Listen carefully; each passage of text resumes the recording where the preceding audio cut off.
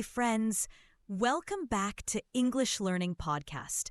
I'm Emma and I'm here to help you speak English with more confidence, more ease, and more joy. Today's topic is very important. We're going to talk about something many learners feel, something very real. Fear. The fear of speaking English and building confidence in speaking. Have you ever felt nervous when speaking English? Do you worry about making mistakes? Do you feel shy even when you know the words? If the answer is yes, you're not alone. Millions of people feel this way. But here's the good news. You can overcome this fear step by step, and I will show you how. So take a deep breath and let's begin. All right. Fear is a big word, but it's also a true word. Many learners don't just feel a little nervous. They feel scared. They feel shy. Sometimes they feel stuck, like something inside them is saying, "Don't speak, don't speak." Have you ever felt like that? It's okay. You're not alone. So why do we feel this way? Why is it sometimes hard to speak English? Let's look at some common reasons. Maybe you think like this too. I'm afraid of making mistakes. You might think, what if I say the wrong word? What if my grammar is not correct? What if people laugh at me? These thoughts make you feel small. You want to be quiet. What if they don't understand me? What if I have to say it again and again? So maybe you say nothing. Here is another thought. What if I sound silly? This means what if I sound strange or like a child? You feel a little embarrassed. You think people will judge you. Here is another thought which is very common. You speak and hear your accent. You think this is not how native speakers talk. Maybe my accent is bad. But my friend, let me tell you something important. Your accent is not bad. It is part of who you are. It shows where you come from. It tells your story. Your accent is okay. Now listen carefully. All of these feelings, all of these thoughts are normal. They are very human. Every English learner feels these things sometimes. But here is the truth. They are just thoughts. They are not facts. A thought is something you feel in your mind, but that doesn't mean it's true. Just because you feel scared does not mean you cannot speak. You can speak even if your English is not perfect. Even if you feel nervous, let's go deeper. Let's think about fear again. Fear is not really about English. It's not about grammar. It's not about your vocabulary. It's not about how many words you know. Fear is about confidence. Confidence means how much you believe in yourself, how sure you feel when you speak. Sometimes there is a small voice in your head. It says, "Be careful. Don't say anything. You might say it wrong." That voice is fear, but you don't have to listen to it. You can speak anyway. And here is the most important idea of today's episode. Confidence is something you build. You are not born with confidence. It doesn't just appear. You build it by trying, by speaking, by doing it again and again. Think of confidence like a muscle in your body. If you use the muscle every day, it gets stronger. But if you never use it, it stays weak. So when you speak English, even one small sentence, you are training your confidence muscle. Every time it gets a little stronger. Now here is something very special. Fear is not always bad. Fear is a sign. It means you are doing something new. You are learning.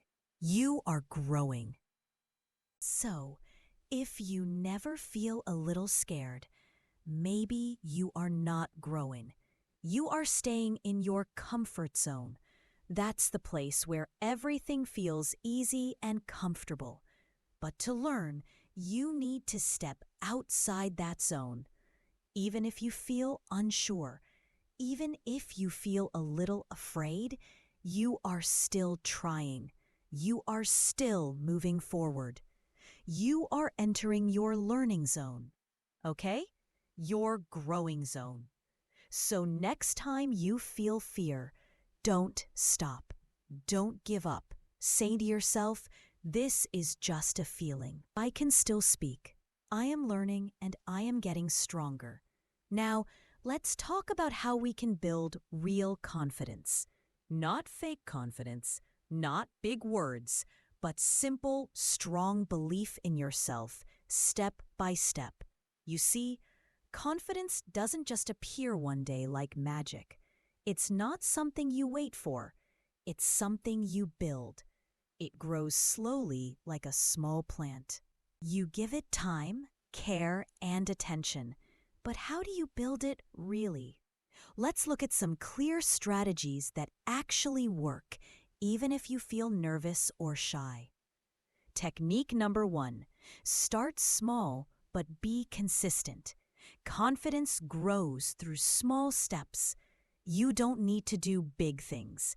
In fact, small actions are better if you do them often, if you do them consistently.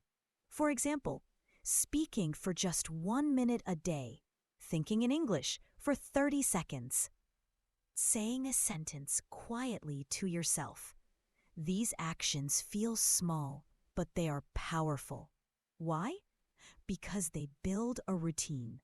And routines help you feel more comfortable and safe. The more you speak or think in English, even just a little, the less scary it becomes. It feels more normal, like brushing your teeth.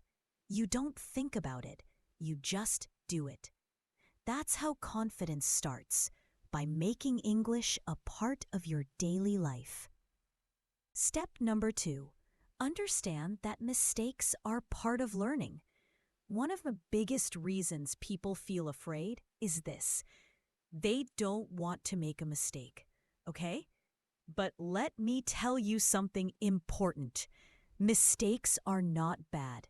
They are part of the process. Think about babies. When they learn to walk, they fall many times, but they get up again. It's the same with speaking English. You will make mistakes, and that's okay, because each mistake is a step forward, okay? Each mistake is a step forward. You learn something new. You remember better next time. So don't try to be perfect. Try to learn from mistakes, not fear them. Mistakes mean you are trying. You are growing. Step number 3, or technique number 3. Don't wait for confidence. Make it. Create it. Okay? Many learners say, I will speak when I feel ready. But this, my friend, is a trap.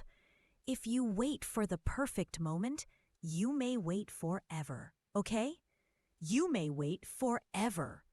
Confidence does not come first. Speaking comes first, and confidence comes after. You feel more confident because you spoke, because you tried, because you said something, even if it was small. It's like building a house. You don't wait for the house to appear. You build it brick by brick. Confidence is the same. You create it one sentence at a time.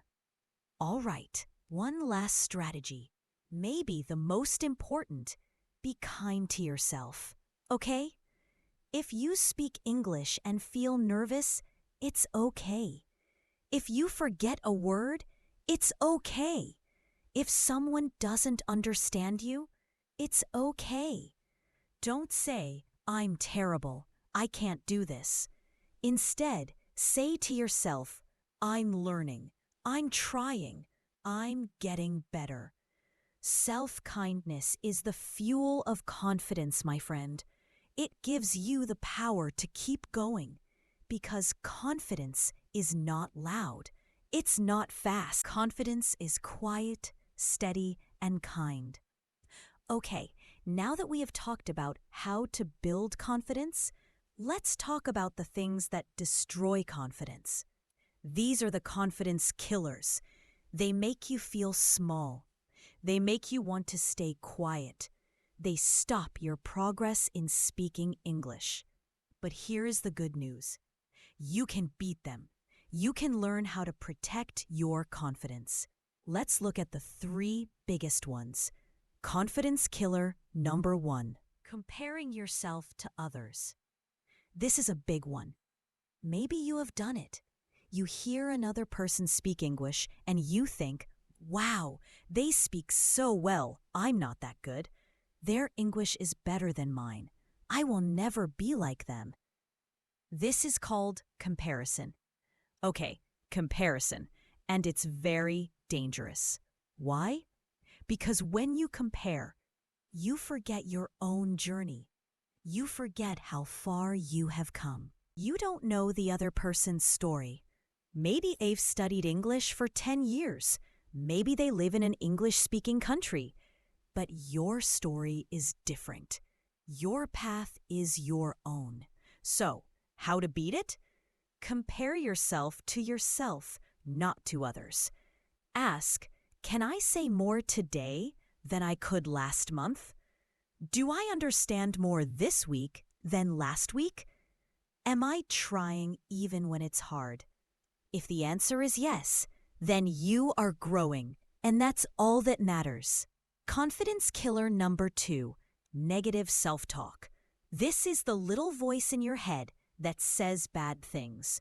You try to speak English, and the voice says, that was wrong. You sound stupid. You can't do this. This voice is not your friend.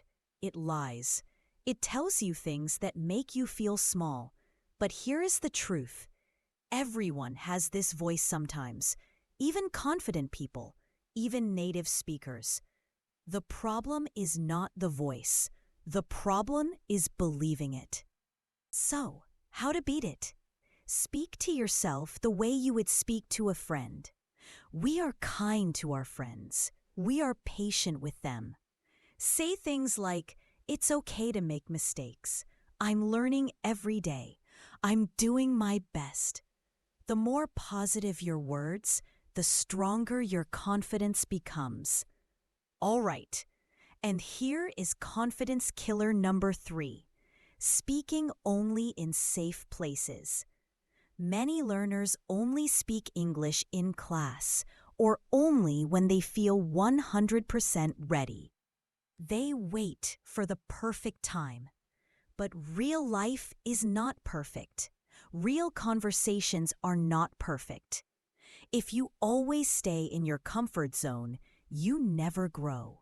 It's like staying in the shallow water and never learning how to swim. Now, how to beat it? Try small, safe challenges outside your comfort zone. Here are some ideas.